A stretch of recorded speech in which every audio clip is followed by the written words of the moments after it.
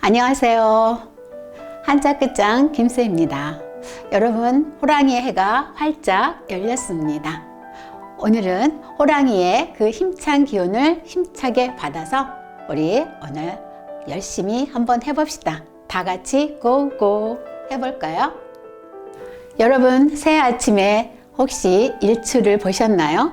우리 해돋이를 보면서 자기가 마음속으로 간절히 바라는 것을 기도를 올립니다. 그 어떤 신에게 소원 성취하시기를 바라고요. 그 신과 관련된 귀신 신자로 시작을 해보겠습니다. 네, 시청하시기 전에 엄지척 한번 꾹 눌러주세요. 귀신 신자가 되겠습니다. 얘는 보일시죠? 보일시. 제사와 신하고 관련된 그런 한자가 되겠고요. 얘는 별신자입니다. 별신. 번개가 치는 그런 모습이잖아요. 번개가 쫙 치면서 그 빛이 펴진다 해서 얘가 별신자가 되겠습니다. 옛날 사람들은요, 이렇게 하늘에서 번개가 치는 것을 어떤 큰 힘을 가진 신이 우리 인간에게 무엇인가 보여주기 위한 것이다 라고 이렇게 생각을 했다고 그래요. 우리 여러분 그리스 로마 신화를 많이 읽으셨을 겁니다. 거기에 보면 그 하늘을 관장하는 제우스 신이 나오죠. 그 다음에 바다는 포세이돈, 그 다음에 땅에 지하신은 하데스가 나오잖아요. 제우스가 번개의 창을 갖고 있잖아요. 그래서 쫙 치면 번개가 쫙 치고 또 구름이 싹 거쳤다, 씌웠다 이렇게 하잖아요. 그 다음에 그 포세이돈은 삼지창이라고 해서 쫙 바다에 내고 되면 바다가 쫙 갈라지고, 그래서 여기 이제 귀신 신자, 귀신이라고는 되어 있지만 여기는 꼭 귀신만이 아니고 그 우리가 어떤 큰 힘을 갖고 있는 그 신하고도 관련이 있는 한자가 바로 이 귀신 신자가 되겠습니다. 그래서 이거하고 관련된 것이 우리가 여러분 귀신이라고 하는 거 많이 들어보셨잖아요. 귀신이 있겠습니다. 귀신기에서 보면요, 이렇게 되어 있죠.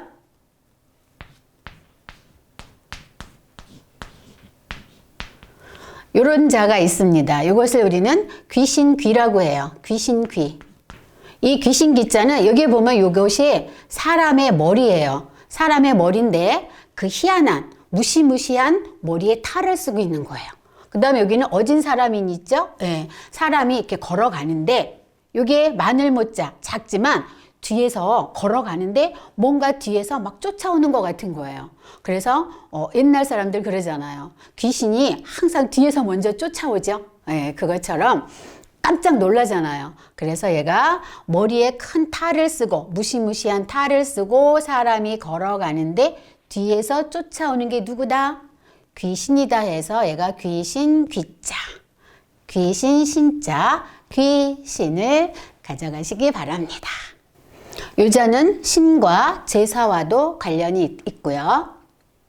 우리가 다음으로 살펴볼 한자는 새신자가 되겠습니다. 설립자의 나무 목자의 도끼 근자. 우리는 이것을 새신이라고 합니다. 새신. 또는 새롭다라고 하는 그런 뜻에서 새로울 신.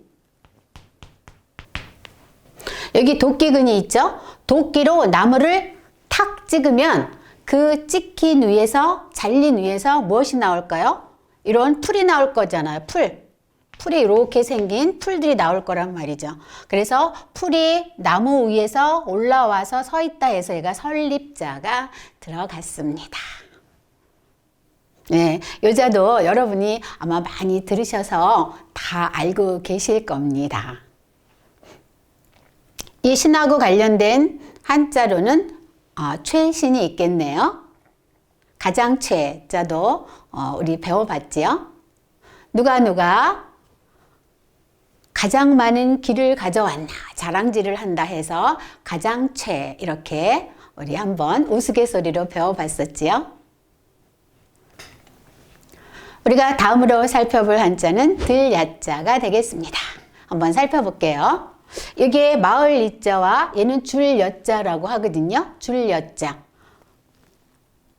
마을에 가면 밭도 있고 땅도 있고 토지도 있고 논도 있습니다.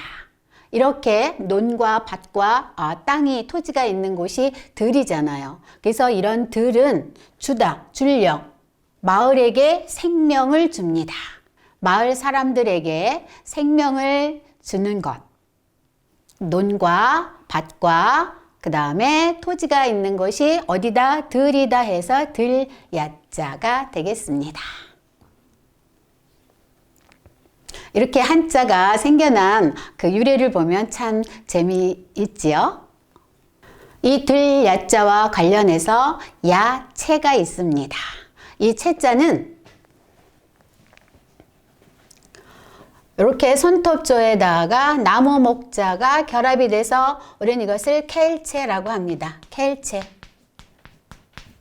손톱조, 손으로 나무 뿌리 같은 것을 캐는 거예요. 그래서 켈체. 그런데 여기에 이렇게 풀초자가 결합이 돼서 나물채, 즉 나무를 말하는 거죠. 그래서 채자의 음을 빌어와서 얘가 나물채자가 됩니다. 야채 같이 가져가시기 바랍니다. 그리고 여기에서 보면 요자는 참 쓰기가 잘못하면 좀 애매한 것 같아요. 순간적으로 탁 보면 아들자처럼 생겼잖아요. 요거 쓰는 거는 이렇게 마늘 모자 또는 사사사라고 하죠. 여기에다가 이렇게 한일자에서 갈고리처럼 굽어집니다. 그리고 여기다가 갈고리 골자가 결합이 돼요. 그래서 이것을 줄여 또는 나여 라고 합니다. 이거하고 관련된 또 다른 재밌는 한자는 다음에 기회가 될 때 그때 말씀을 드리도록 할게요. 우리가 다음으로 살펴볼 한자는 꽃뿌리 영자가 되겠습니다. 이 자를 살펴보면요. 여기 이제 그 풀초자와 얘가 우리는 이제 중앙앙이라고 해요.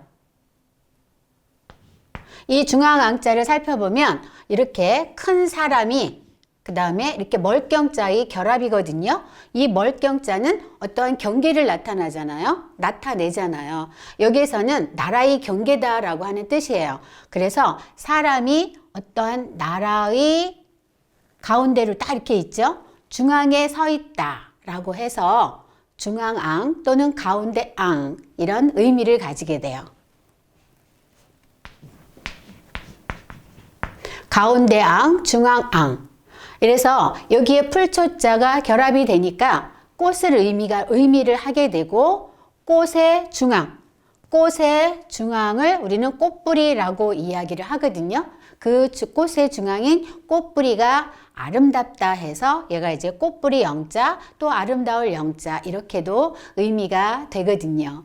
여기에서 또 뛰어나다라고 하는 의미를 가지고 있습니다. 뛰어나다라고 하는 의미를 가지게 되는데요. 이럴 때는 우리가 영재 하게 되면 어떻게 되죠? 재능이 그 특출난 사람을 이야기를 하고 또 우리가 영웅 이렇게 이야기하잖아요. 이렇게 난세에 영웅이 난다고 이렇게 옛말에도 있듯이 영웅이라고 할 때는 용기와 지혜가 뛰어난 사람을 우리는 영웅 이렇게 이야기를 합니다. 이 자에는 꽃뿌리라는 뜻과 뛰어나다라고 하는 의미가 있는 거 챙기시기 바랍니다. 다음으로 살펴볼 한자는 날랠 용자입니다.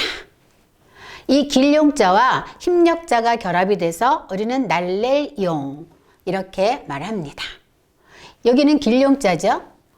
원래 이 자가 만들어질 그 당시에 여기에는 이렇게 물수자가 결합이 돼서 물솟을 용 이런 자였어요. 그래서 물의 힘이 솟아오르는 것처럼 힘세고 용기가 있고 날래다라고 해서 날랠 용자가 되었거든요. 그러다가 이제 요자가 이렇게 탈락이 됩니다. 그래서 길용자와 힘력자만 남아서 우리는 날랠 용자가 되겠어요. 그러다 보니까 여기에 이제 용감하다라고 하는 뜻도 같이 있겠죠. 용감하다. 그래서 우리가 용기라고 할 때 이 자를 쓰는 거예요. 용기가 뭡니까? 말 그대로 그냥 머뭇거리지 않고 우리가 힘차게 내가 하고 싶은 것을 그 힘을 내서 앞으로 나가는 것이 용기잖아요. 예, 그래서 용기를 가져가시기 바랍니다. 그리고 여기에서는요, 원래는 이게 이제 길용자인데, 사전이나 이렇게, 지금 이제 전자사전이 많이 보편화가 되어 있잖아요. 요거를 이렇게 밭전자처럼 쓰기도 합니다. 이렇게. 이렇게 밭전자처럼 프린트, 그 인쇄가 되어서 나오는 경우도 많습니다. 챙기시기 바라고요. 다음으로 살펴볼 한자는 필발 또는 솔발자가 되겠습니다. 이 자를 우리는 필발이라고 합니다. 또는 솔발. 여기 한자가 이렇게 더 있네요. 이 자는요, 요걸 우리는 등질발이라고 해요. 등질발. 이 등질발이라고 하는 건요, 우리가 활을 쏠 때 발을 탁 벌리고 활시위를 탁 이렇게 당기잖아요. 이럴 때 그 발을 벌린 모습이 이게 등질발입니다. 그리고 여기 활공자가 있죠? 예. 활공자가 있고 활을 가지고 얘가 몽둥이 수잖아요. 못못을 치다라고 하는 그런 의미죠. 그래서 발을 벌리고 활을 가지고 광역을 향해서 탁 쏘는 거예요. 그래서 얘가 쏠발, 필발 또는 피다, 일어나다, 가다라고 하는 의미를 가지게 되지요. 이 자와 관련해서는요, 발전 또는 발달이라고 하는 단어가 있겠습니다. 우리가 다음으로 살펴볼 한자는 죽을 사자가 되겠는데요. 이 자를 살펴보죠. 얘가 뼈 앙상할 알자와 비수비의 결합이죠. 뼈 앙상할 알. 얘는 비수비. 비수비는 그 짧은 숟가락이나 또는 짧은 칼을 의미를 해요. 그래서 얘 의미가 이제 죽다라고 하는 의미가 있죠. 우리가 생로병사라고 하잖아요. 그래서 우리가 죽을 때가 되면 사람이 또 어떠한 그 죽음 앞에서는 수저를 놓으면, 잘 보세요. 수저를 놓으면 우리 어른들이 그러잖아요. 그 사람 밥을 안 먹는다라고 하는 뜻을 수저를 내려놓다 이렇게 표현들을 하십니다. 그래서 수저를 놓으면 뼈가 앙상해져서 죽음에 이른다 해서 죽을 사자 이렇게 가져가시면 되겠죠? 예. 수저를 놓으면 뼈가 앙상해져서 죽음에 이른다 해서 죽을 사자. 뭐 어떻게 해요? 생로병사는 우리 인간이면 누구나 다 겪는 그런 일상이잖아요. 그래서 유자와 관련해서는 사망이라고 하는 한자가 있겠습니다.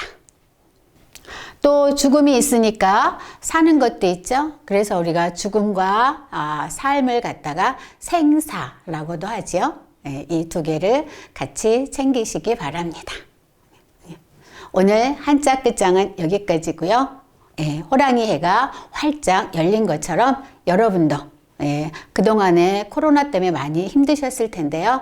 올해는 그래도 힘과 용기를 내셔서 활짝 그런 그 어깨를 피시고 바라는 일 모두 성취하시기 바랍니다. 새해 복 많이 받으시고요. 저는 다음 시간에 뵙겠습니다. 감사합니다.